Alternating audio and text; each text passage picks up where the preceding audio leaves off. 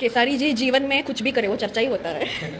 वो जीते या हारे या मतलब जाकर कहीं फिल्म करे या तो गाना की शूटिंग करे, वो कुछ भी करे वो चर्चा होता है क्योंकि वो स्टार है।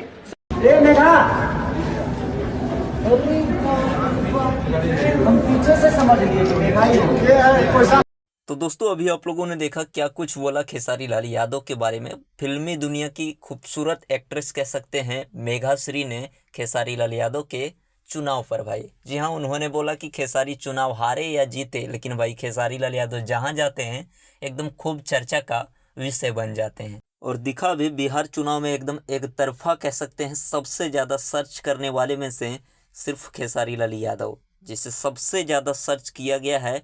पूरे यूट्यूब, फेसबुक, गूगल का डाटा देखिएगा, सबसे ज़्यादा सर्च करने वाले एक लौते खेसारी लाल यादव है। यही बात मेघा श्री ने अपने इंटरव्यू में बोला है, जो इंटरव्यू खूब ज़्यादा वायरल हो रहा है। मिलते हैं फिर नेक्स्ट वीडियो में। Thanks for watching, love you all.